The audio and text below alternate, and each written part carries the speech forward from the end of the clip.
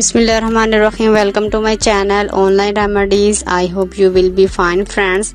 आज मैं आपको अनार के फ़वाइद और उसकी खुसूसियत के बारे में बताने जा रही हूँ। अनार कुदरत का हसीन तोहफ़ा है। तासीर में काफ़ी ठंडा होता है। शुगर, यरकान, मैदा, जिगर के मरीज़ों के अलावा बहुत सी बीमारियों का दुश्मन भी है। इसका छिलका उतारने पर खूबसूरत मोतियों से ये भरा होता है। अनार खाने में खुश जायका और लजीज भी होता है।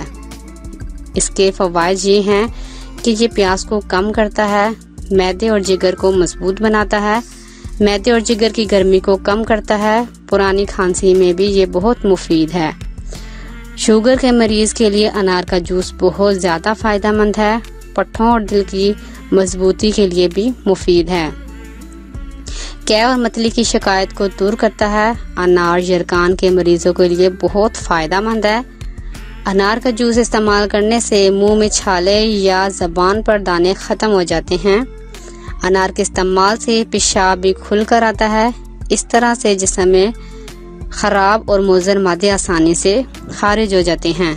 छोटे बच्चों को अगर भूख ना लगती हो तो इन्हें अनार के दाने खूब चबा कर खिलाए जाएं।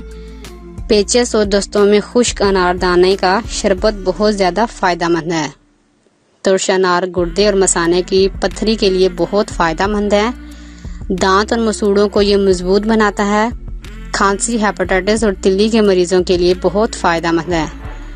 अनार मैदे की सोजिश और दर्द दिल में अक्सीर है। अनार के बीजों को खुश्क करके हासिल किए जाने वाले अनार दाना भी तजाबियत और जलन में मुफीद है। अनार दुबलापन को ख़त्म करके मोटा करता है। बड़ी आंत की सोजिश और बलगम को भी ख़त्म करता है। नथनों में अनार का रस डालने से नाक से सिलान खून बंद हो जाता है। अगर जिस्म के किसी दूसरे हिस्से से खून निकल रहा हो तो इसे रोकने में भी अनार उम्दा करार अदा करता है। शुक्रिया। अगर आपको हमारी वीडियो अच्छी लग रही है तो हमारे वीडियोस को लाइक करें और अपने सब दोस्तों से शेयर करें और साथ हमारे चैनल ऑनलाइन रेमेडीज को सब्सक्राइब करना ना भूलिएगा। मिलती हूँ मैं आपको एक नई वीडियो के साथ। तब तक के लिए अल्लाह हाफिज।